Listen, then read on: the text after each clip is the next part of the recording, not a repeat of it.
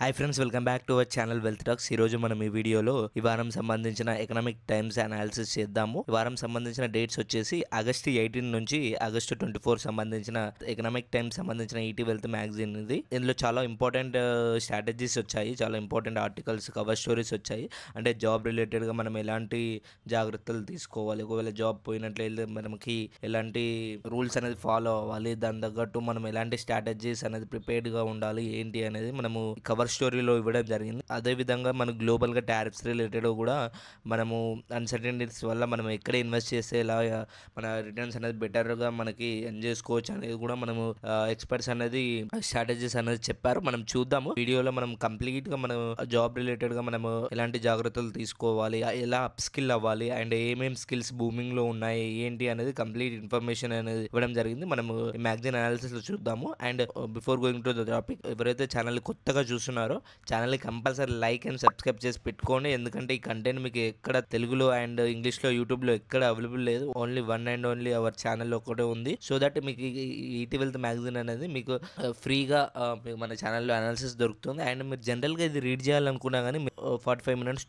నుంచి 1 hour time పడుతుంది. So నేను సింప్లిఫైడ్గా ఒక జస్ట్ 10 మినిట్స్లో చేసి మీకు అనాలిసిస్ చెప్తున్నాను అనమాట. సో మీకు ప్రతి ఒక్కరికి ఉపయోగపడుతుంది కాబట్టి మీరు ఛానల్ సబ్స్క్రైబ్ చేసి పెట్టుకోండి, ఓకేనా? సో లేట్ చేయకుండా మనం టాపిక్లోకి వెళ్ళిపోదాము.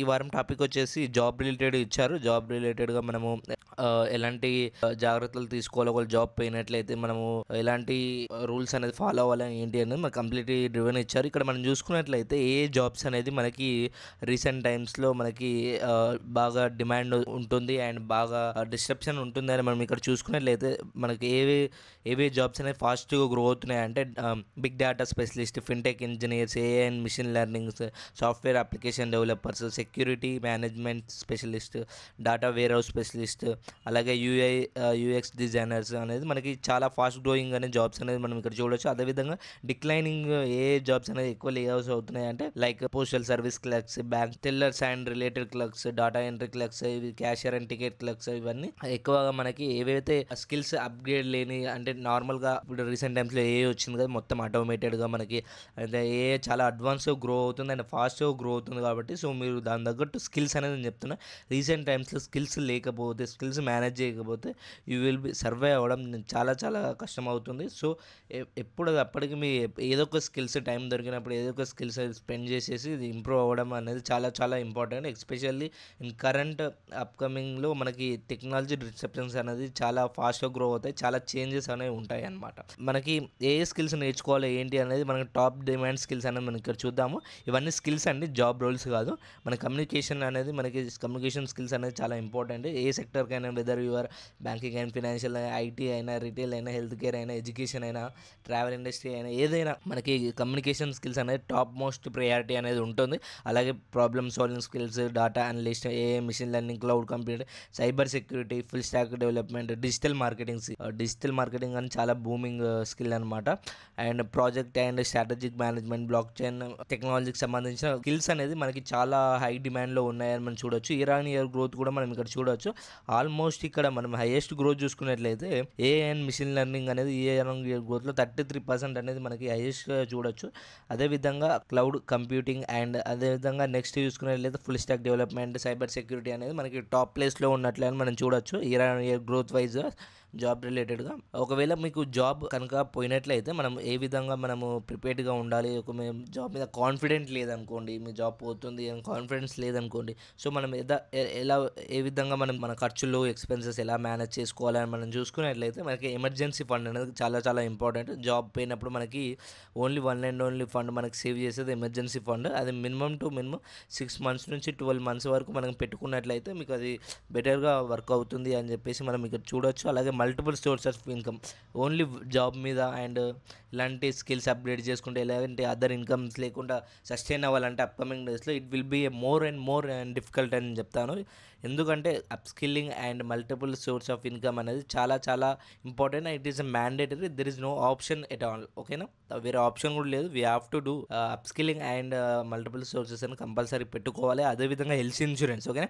హెల్త్ ఇన్సూరెన్స్ కూడా మ్యాండేటరీ ఉండాలి. అండ్ ఒకవేళ మీ జాబ్ రిలేటెడ్ ఎలాంటి కాన్ఫిడెన్స్ లేదు, ఇన్‌సెక్యూరిటీగా ఫీల్ అయినట్లేదు, మన లోన్స్ ఉంటాయి కదా, మన అప్పులు ఉంటాయి కదా, అవి మీరు అనేది చాలా తక్కువ చేసుకోవడానికి చూడండి. ఎక్కువ కొత్త కొత్త లోన్స్ తీసుకోకుండా చూడండి. ఉన్న లోన్స్ అనేది చాలా ఎంత త్వరగా అయితే అంత త్వరగా తగ్గించడానికి ప్రయత్నించండి. ఓకేనా? అండ్ రీబడ్జెటింగ్ కూడా మనకు చాలా చాలా ఇంపార్టెంట్. రీబడ్జెటింగ్లో కూడా మనకి అన్నెసెసరీ ఎక్స్పెన్సెస్ కట్ డౌన్ చేసేసి మనకి అవసరం ఉన్నట్లయితే, ఇంపార్టెంట్ అన్నట్లయితేనే మనం దాని మీద స్పెండింగ్ చేయడానికి చూడాలన్నమాట. ఓకేనా? సో ఈ విధంగా మనం జాబ్ ఇన్సెక్యూరిటీ ఉన్నట్లయితే, జాబ్ పోయిన ఫియర్ ఉన్నట్లయితే, సో మీ విధంగా మీరు మీ financial planning and personal finances, మీ ఖర్చులు, ఎక్స్పెన్సెస్ ఇవన్నీ మేనేజ్ చేసుకోవచ్చు ఈ విధంగా. సో ఈ విధంగా మీరు ప్లాన్ చేయండి. అండ్ నెక్స్ట్ వచ్చేసి రీసెంట్ టైమ్స్లో చూసుకున్నట్లయితే tariffs and uncertainty will impact your job అని చెప్పేసి మనకి టారిఫ్స్ రిలేటెడ్ వల్ల మన జాబ్స్ ఎలా ఎఫెక్ట్ అవుతున్నాయి, ఏ ఇండస్ట్రీస్ ఎలా చేంజ్ అవుతున్నాయి, లేదా ఏ ఇండస్ట్రీ ఎలా ఎఫెక్ట్ అవుతున్నాయి మనం ఇక్కడ చూసుకున్నట్లయితే, మనకి టారిఫ్స్ రిలేటెడ్గా మనకి ఫోకస్డ్గా and renewable energy, electric vehicles, health care and fintech industries అనేది మనకి చాలా అట్రాక్టివ్ అండ్ ఇన్వెస్ట్మెంట్స్గా మనం చూడొచ్చు. ఈ సెక్టర్ అనేది ఈ టారిఫ్స్ వల్ల బెనిఫిట్ అవుతున్నాయని కూడా మనం అర్థం చేసుకోవచ్చు. అదేవిధంగా ఏ సెక్టర్స్ అనేది మనము ఎఫెక్ట్ అవుతున్నాయి అంటే మనకి small and medium enterprises or manufacturing shifting to focus for domestic markets and e commerce platform అనేది మనకి టారిఫ్స్ వల్ల మనకి ఇంపాక్ట్ అవుతున్నాయని చూసుకోవచ్చు. అండ్ ఈ renewable energy and electric vehicle, health care, fintech టెక్నాలజీకి సంబంధించిన ఓన్లీ స్కిల్డ్ టాలెంట్ మాత్రమే హైరింగ్ చేసుకోవడానికి పాసిబిలిటీ ఉంటుంది. ఎందుకంటే రీసెంట్ టైమ్స్లో ఏఐ, ఓకేనా, AI is growing like anything. AI cannot replace the human job, but definitely I will say మన పనిలో, మన వర్క్లో ఎంత బాగా ఎఫెక్టివ్గా ఉపయోగపడి మనం ఎంత ప్రొడక్టివిటీ, ఎంత క్రియేటివిటీగా పనిచేస్తున్నాం అనేది ఇంపార్టెంట్. సో అది మనం అది గమనించి మనము ఆ ఏఐ అనేది అడాప్ట్ చేసుకోవాలని, మన వర్క్లో ఇంక్లూడ్ చేసుకోవాలని చెప్పేసి నేను చెప్తాను అనమాట. అండ్ ఈ టారిఫ్ రిలేటెడ్ మనం చూసుకున్నట్లయితే ఇది దగ్గరలో ఆగే అవకాశాలు అయితే ఏం కనిపించట్లేదు. So it will be troubling like that only.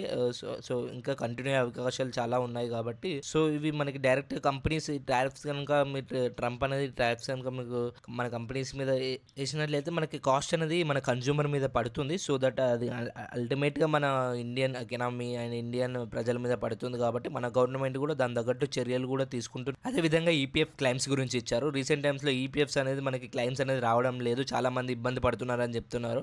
Unnecessary reason చెప్తున్నారు. 1 out of 4 ఈపీఎఫ్ క్లైమ్స్ అనేది రిజెక్ట్ అవుతున్నాయి due to incomplete KYC, UAN link లేదని చెప్పి, ఇన్కంప్లీట్ ఆఫ్ కేవైసీ ప్రాసెస్ లేదని, అదేవిధంగా నామినీ కూడా పెట్టకపోతే కూడా క్లైమ్ రిజెక్ట్ చేస్తున్నారు. Miss match of the names, అంటే నేమ్స్ మిస్ మ్యాచ్, పాన్ కార్డులో ఒక లెక్క ఉంది, ఆధార్ కార్డులో ఒక లెక్క ఉంది అని చెప్పేసి అన్నెసెసరీగా మనకి ఈపీఎస్ క్లైమ్స్ అనేది రిజెక్ట్ చేస్తున్నారు.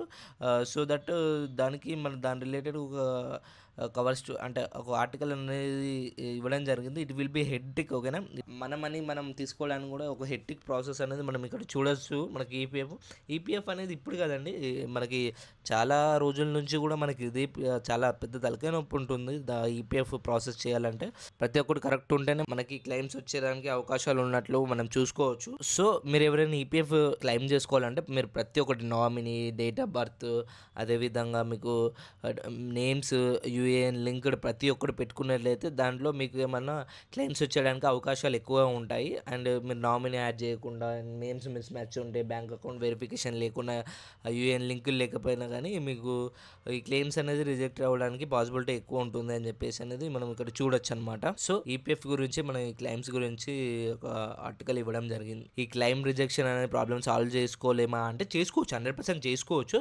కాకపోతే మనకు దానికి ఒక గ్రేవియన్స్ ఫైలింగ్ అని ఉంటుంది. ఆ గ్రేవియన్స్ ఫైలింగ్ కావాలంటే కింద కామెంట్ సెక్షన్లో ఫైలింగ్ అని టైప్ చేయండి, నేను ఆ లింక్ పంపిస్తాను. సో దట్ మీకు గ్రేవియన్స్ ఫైలింగ్ అనేది మీకు ఫైల్ చేసుకున్నట్లయితే మీకు త్వరగా మీకు కంప్లైంట్ రిజల్వ్ అయ్యే ఛాన్సెస్ ఉంటాయి. అండ్ మీకు త్వరగా మీకు రిఫండ్ వచ్చే ఛాన్సెస్ అనేది ఉంటాయి అనమాట. అండ్ నెక్స్ట్ చూసుకున్నట్లయితే మనకి ఇక్కడ మన ఇండియన్ మార్కెట్స్ చూసుకున్నట్లయితే ఈ ఇయర్ 2025లో మనకు ఆల్మోస్ట్ మనకి పెద్దగా రిటర్న్స్ ఇవ్వలేదు. అదేవిధంగా మనకి గ్లోబల్ మార్కెట్స్ మనం చూసుకున్నట్లయితే యూఎస్ కానీ ఇంకా అదర్ మార్కెట్స్ కానీ చూసుకున్నట్లయితే మంచి రిటర్న్ ఇచ్చాయి కంపేర్డ్ టు అవర్ మార్కెట్స్. ఎందుకంటే due to the corporate earnings అనేది మనకి ఎక్స్పెక్టెడ్ అంటే ఉన్న వాల్యుయేషన్స్ తో పోలిస్తే కార్పొరేట్ ఎర్నింగ్స్ అనేది అంత ఎక్స్ట్రాడినరీ ఏం రాలేదు. సో వాల్యుయేషన్ రిలేటెడ్ గా కొంచెం పాజ్ అనేది అవుతుంది కాబట్టి సో మన మార్కెట్స్ కూడా అంత అగ్రెసివ్ ఏం పెరగలేదు. సో దట్ ఇలాంటి టైంలో మనము గ్లోబల్ మార్కెట్స్ లో ఇన్వెస్ట్ చేసినట్లయితే, గ్లోబల్ ఫండ్స్ లో, గ్లోబల్ ఎక్స్పోజర్ ఉన్న ఫండ్స్ లో ఇన్వెస్ట్ చేసినట్లయితే మీ పోర్ట్ఫోలియోలో కూడా better diversification and better risk adjusted return and me portfolio కూడా ఎక్కువ డ్రాడౌన్ కి వెళ్ళకపోవడానికి ఫారెన్ లో ఇన్వెస్ట్ చేయాలంటే మనం ఈ ఇండియన్ ఫండ్స్ ఏమేమి ఉన్నాయో కూడా మనం చూడొచ్చు. లైక్ ఫ్రాంక్లిన్ యూఎస్ ఆపర్చునిటీ, అడ్వైజ్లీ యూఎస్ టెక్నాలజీ ఫండ్, అడ్వైజ్లీ GR China equity offshore fund, PGIM India, Axis global equity అనేది కూడా మనం చూడు ఎంత ఏఈఎం ఉంది, ఎక్స్పెన్స్ రేషియో ఎంత ఉంది అని 1 yearలో ఎలా ఉన్నాయి, 3 yearsలో రిటర్న్స్ ఎలా ఉన్నాయని కూడా మనం చూడొచ్చు. ఇక్కడ హైయెస్ట్ చూసుకున్నట్లయితే అడ్వైజ్లీ యూఎస్ టెక్నాలజీ మనకి అరౌండ్ 3 yearsలో 25% సిఏజిఆర్ అనేది మనకి డెలివర్ చేయడం జరిగింది. అలా విధంగా 1 yearలో చూసుకున్నట్లయితే అరౌండ్ 38% అనేది రిటర్న్ అనేది ఇవ్వడం జరిగింది అనమాట. సో ఈ ఫండ్స్ అనేది మనకి కంప్లీట్లీ ఓన్లీ యూఎస్ ఎక్స్పోజర్ అనమాట. US and global equity exposure funds ఇవి. అదే విధంగా మనం Indian mutual funds which has global exposure for little percentage, ఓకేనా, ఒక 10 to 15% ఆఫ్ గ్లోబల్ ఎక్స్పోజర్ ఉన్న ఫండ్స్ మన మన ఇండియన్ మార్కెట్స్, యూఎస్ మార్కెట్లో రెండిట్లో ఇన్వెస్ట్ చేసే కాంబినేషన్ పోర్ట్ఫోలియో చూసుకున్నట్లయితే మనకి ఇక్కడ Invesco India multi asset allocation fund, DSP multi asset allocation fund, Parag Parikh and Bandhan multi asset allocation fund and Nippon India అనేది మనం ఇక్కడ చూడొచ్చు ఫండ్స్. అదేవిధంగా ఏ ఫండ్స్ లో ఎంత ఎక్స్పోజర్ అనేది కూడా ఉంది, మనకి ఎంత percentage of equity US global market exposure అనేది కూడా మనకి చూడొచ్చు అనమాట. 1 year రిటర్న్ ప్రైస్ చూసుకున్నట్లయితే నిప్పాన్ ఇండియా మాత్రం 1 yearsలో మనకి అరౌండ్ 10% రిటర్న్ ఇవ్వడం జరిగింది ఇప్పటి వరకు. Both Indian and global investments కలిపి మనకి ఇది మనకి ఇవ్వడం జరిగింది అనమాట. సో నెక్స్ట్ వచ్చేసి why your EMI is not following అని చెప్పేసి మనకు ఒక అంటే రీసెంట్గా మనకి ఆర్బీఐ ఇంట్రెస్ట్ రేట్స్ అనేది కట్ చేయడం జరిగింది కదా. సో అయినా కానీ మన లోన్స్ అనేది ఇంట్రెస్ట్ రేట్స్ ఎందుకు తగ్గట్లేదు ఏంటి అని చూసుకున్నట్లయితే ఇక్కడ ఒక కవర్ స్టోరీ ఇచ్చారు. సో ఇక్కడ మనకి రిపో రేట్స్ వాజ్ రెడ్యూస్, ఓకేనా, మనకి ఏ ఇయర్లో ఎంతెంత రిపో రేట్స్ ఉన్నాయి, ఎప్పుడెప్పుడు పెంచారు, ఎప్పుడెప్పుడు కట్ చేశారు అనేది కూడా మనం కంప్లీట్ డాటా ఇక్కడ చూడొచ్చు. మనం 2019 అక్టోబర్లో రిపో రేట్ వచ్చింది 5.15% అనేది ఉంది. అప్పుడు మనకి రిపో రేట్స్ అనేది తక్కువ చేయడం జరిగింది. అదేవిధంగా 2025 ఆగస్టుకి వచ్చేసరికి 5.5 అనేది యాజ్ ఆఫ్ నో. ఇప్పుడు స్టేబుల్ మనకి ఎకనామిక్ వైజ్ స్టేబుల్ గా మనము అండ్ రిపో రేట్స్ వైజ్ మనం స్టేబుల్ గా ఉన్నట్లయితే మనం చూడొచ్చు. సో మనకి ఇక్కడ రిపో రేట్స్ అనేది అరౌండ్ 5.15% నుంచి అరౌండ్ 5.5% అనేది మనకి ఇక్కడ రిపో రేట్స్ అని చూడొచ్చు. జనరల్ గా మనకి రిపో రేట్స్ ఏంటంటే మనం సింపుల్ గా ఏం చెప్పుకుంటామంటే రిపో రేట్స్ పెరిగాయి అనుకోండి మనకి ఇంట్రెస్ట్ రేట్స్ పడతాయి, అదే ఇంట్రెస్ట్ రేట్స్ పెరిగితే రిపో రేట్స్ పడతాయి అని చెప్పేసి వైస్ వర్సాగా రివర్స్ లో మనకి ఈ రిపో రేట్స్ అండ్ ఇంట్రెస్ట్ రేట్స్ అనేది మనకి వర్క్ అవడం జరుగుతుంది. సో దట్ కొన్ని బ్యాంక్స్ ఏంటంటే అన్ని బ్యాంక్స్ మనకి అప్లికేషన్ చేసుకునేటప్పుడే కొన్ని బ్యాంక్స్ ఏంటంటే ఫిక్స్డ్ రేట్ ఇంట్రెస్ట్ రేట్స్ అనేది మన లోన్ మీద పెడుతుంది. సో అలాంటి వాటి వెళ్తే ఇలాంటి లోన్ అనేది ఇంట్రెస్ట్ రేట్స్ అనేది తగ్గవు, ఓన్లీ ఫ్లోటింగ్ ఇంట్రెస్ట్ రేట్స్ మాత్రమే మనకి ఈఎంఐ తగ్గే అవకాశాలు ఉంటుంది. అది కూడా మనం బ్యాంక్ వెళ్ళి రిక్వెస్ట్ చేస్తే మనకి ఆ ఇంట్రెస్ట్ రేట్స్ మనకు తక్కువ చేస్తారు, అంతేగాని వాళ్ళైతే తక్కువ చేయరు. ఇంకా నెక్స్ట్ చూసుకున్నట్లయితే most of the people retirement టైంలో మనకి వాళ్ళ ఉన్న ప్లేస్ తో ఇసిపెట్టేసి వేరే వాళ్ళ హోమ్ టౌన్కి వెళ్ళాలి, వాళ్ళ విలేజ్కి వెళ్ళాలి, ఒక మంచి ఇల్లు కట్టుకోవాలి, అక్కడ ఒక మంచి అక్కడనే సెటిల్ అయిపోవాలి అని చెప్పేసి రిటైర్మెంట్ ప్లానింగ్ ఉంటుంది. రిటైర్మెంట్ ఏజ్ లో అప్పుడు ఆ టైంలో మనము డిసిజన్స్ మనం తీసుకున్నట్లయితే so that will be a most hectic and me health related కూడా చాలా చేంజెస్ వచ్చే అవకాశాలు ఉంటాయి.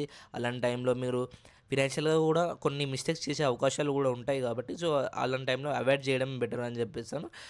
సో ప్రజెంట్ ఎక్కడ ఉన్నారో అక్కడనే ఉండి మీ ఫ్యామిలీ ఫినాన్సెస్ అని వెల్గా మేనేజ్ చేసుకుంటే సరిపోతుంది అని చెప్పేసి ఈ ఆర్టికల్లో ఇచ్చాడు అనమాట. ఓకే, సో ఇక్కడ మనం చూసుకున్నట్లయితే ఫినాన్షియల్ మార్కెట్స్ ఒక రిపోర్ట్ ఇచ్చింది, సెబీ రిపోర్ట్ అనమాట. సెబీ రిపోర్ట్ ఏం చెప్తుందంటే మన 2024-25 ఫినాన్షియల్ ఇయర్లో around IPO fund raising and mutual fund raising అనేది అరౌండ్ 1,70,000 కోట్ల రూపాయలు అనేది మనకి ఫండ్ రైజింగ్ అనేది జరిగింది క్రాస్ 320 కంపెనీస్. ఓకేనా, 320 కంపెనీస్ అనేది ఐపీఓ వస్తే అరౌండ్ 1,70,000 కోట్లు అనేది మనకి ఫండ్ రైజింగ్ అనేది జరిగింది. సైమెంటైన్స్లో మ్యూచువల్ ఫండ్ లో కూడా మనకి టైప్ 2 అండ్ టైప్ 3 సిటీస్ లో కూడా మనకి గ్రోత్ అనేది చూసుకోవచ్చు. యూనిక్ ఇన్వెస్టర్స్ అరౌండ్ 5.4 crores అనేది యూనిక్ పార్టిసిపెంట్స్ అనేది కూడా మనకి పెరగడం జరిగింది అనేది కూడా మనం చూడొచ్చు. సో రీసెంట్ టైమ్స్ లో ఏంటంటే మన టైప్ 2 అండ్ టైప్ 3 సిటీస్లలో మ్యూచువల్ ఫండ్ ఇండస్ట్రీస్ ఎస్ఐపి అనేది చాలా గ్రోత్ అనేది మనం చూస్తున్నాము. అక్రాస్ మన మ్యూచువల్ ఫండ్ ఇండస్ట్రీలో కూడా అరౌండ్ 20% ఆఫ్ ఏయుఎం అనేది టైర్ 2 అండ్ టైర్ 3 సిటీస్‌లోనే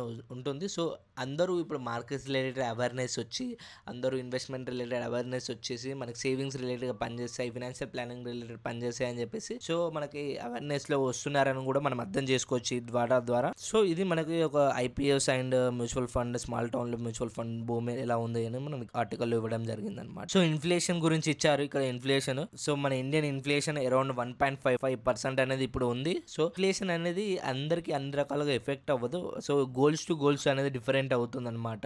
ఇది ఓన్లీ మనకి కన్జ్యూమర్ ఇన్ఫ్లుయెన్స్. ఓకేనా, మన జనరల్గా వాడే కన్జ్యూమర్ ఇన్ఫ్లుయెన్స్ అంటే జనరల్గా వాడే వస్తువులు ఉంటాయి, లైక్ గ్రోసరీస్ కానీ వెజిటేబుల్స్, వాటి రిలేటెడ్ ఇన్ఫ్లేషన్ అనమాట. ఇది మనకి ఫినాన్షియల్ ప్లానింగ్కి పెద్ద ఎఫెక్ట్ అవ్వదు. సో, మీ ఇన్కమ్స్ కొంచెం కన్జ్యూమింగ్ అంటే మీ నెలవారీ ఖర్చులు అనేది కొంచెం ఎక్కువ వెళ్ళే అవకాశాలు ఉంటాయి. అంటే ఎక్కువ వెళ్ళదు కదా, తక్కువ ఇప్పుడు డౌన్ అయింది కాబట్టి, ఇన్ఫ్లేషన్ తక్కువ ఉంది కాబట్టి, సో ఈ నెలవారీ ఖర్చులు అనేవి ఉంటాయి కదా, సో వాటి రిలేటెడ్గా మనకి ఎక్కువ స్పెండింగ్ లేకుండా మనకి తక్కువ కన్జంప్షన్ అనేది ఉండే ఛాన్సెస్ ఉంటాయి కాబట్టి, సో ఎకనామీ కూడా కొంచెం స్లో డౌన్ అయ్యేదానికి ఛాన్స్ ఉంటుంది. ఎనీవే ఇట్ విల్ మళ్ళీ RBI rates, interest rates boot చేయడం వల్ల మళ్ళీ ఎకనామీ అనేది అనేది కూడా మనం చూడొచ్చు. అండ్ నెక్స్ట్ చూసుకున్నట్లయితే మనకి ట్రెండ్ మ్యాప్ ఇచ్చారు. ఇక్కడ మనకి ట్రెండ్ మ్యాప్లో మనకి రియల్ ఎస్టేట్ సెక్టర్, ఓకేనా, రియల్ ఎస్టేట్ సెక్టార్లో rate cuts, fuels, banking sector and high tea tables 2025, ఓకేనా. రియల్ ఎస్టేట్ సెక్టార్లో మనకి సెక్టార్స్ వైజ్గా ఉంటాయి కదా, సెక్టార్స్ వైజ్ రియల్ ఎస్టేట్ సెక్టార్లో లాస్ట్ 10 years వైజ్గా చూసుకున్నట్లయితే మనకి సిఏజిఆర్ అరౌండ్ 17.8% రిటర్న్ అనేది యావరేజ్గా మనకి లాస్ట్ 10 yearsలో మనకి రిటర్న్ అనేది చూసాము. అదేవిధంగా మెటల్స్లో అండ్ ఎనర్జీ సెక్టార్లో మనకి మంచి గ్రోత్ ఉందని చూసుకోవచ్చు సెక్టార్ వైజ్లో. వేరే ఫార్మా అండ్ ఎఫ్ఎంజీసీ అనేది మనకి కొంచెం లీస్ట్ పర్ఫార్మింగ్ అనేది మనం ఇక్కడ సెక్టార్ వైజ్లో చూడొచ్చు అరౌండ్ 10 yearsలో. సెక్టార్స్, ఓకేనా, ఇండివిజువల్ సెక్టార్స్ డైవర్సిఫికేషన్ అనేది కూడా చాలా ఇంపార్టెంట్. నేను ఇప్పుడు అదే చెప్తానండి, మీ individual diversification, portfolio diversification is very important to better risk adjusted returns. ఒకవేళ ఒక సెక్టార్ పడిపోయినా కానీ ఇంకో సెక్టార్ అనేది కాపాడుతుంది కాబట్టి, సో డైవర్సిఫికేషన్ అనేది చాలా చాలా చాలా బాగా ఇంపార్టెంట్. సెక్టార్ డైవర్సిఫికేషన్ మీ పోర్ట్ఫోలియో అనేది రిస్క్ అడ్జస్టెడ్ రిటర్న్ అనేది వర్క్ అవుతుంది అనమాట, ఓకేనా. ఇక్కడ ఈటీ వెల్త్ కాంటెస్ట్ కూడా ఉంది. సో మీకు ఎవరైనా కావాలంటే ఈ కాంటెస్ట్లో కూడా పార్టిసిపేట్ చేయొచ్చు. సో దట్ మీకు 5,000 వర్త్ ఆఫ్ ప్రైజ్ మనీ అనేది కూడా మీకు రావడం జరుగుతుంది అనమాట, గిఫ్ట్ రావడం జరుగుతుంది. సో దట్ మీకు ఎవరైనా పార్టిసిపేట్ ఇంట్రెస్ట్ ఉంటే యూ కెన్ పార్టిసిపేట్ దిస్ అనమాట, ఓకేనా. So that's it for today's video అండి. అండ్ ఎవరైతే వీడియో నచ్చిందో, కాన్సెప్ట్ నచ్చిందో, మీకు ఇంట్రెస్ట్ ఉందో, సో వీడియోని కంపల్సరీ కామెంట్ చేసి మీకు ఎలా అనిపించింది ఏంటి అనేది, సో దట్ మాకు కూడా ఒక మోటివేషన్ ఉంటుంది, మీ ఇంకా బెటర్ కంటెంట్ తీసుకురావడానికి మీకు అవకాశాలు ఎక్కువ ఉంటాయి కాబట్టి మనం కంపల్సరీ లైక్ అండ్ సబ్స్క్రైబ్ చేసి పెట్టుకోండి. And thank you for watching our video. Thank you and జై హింద్.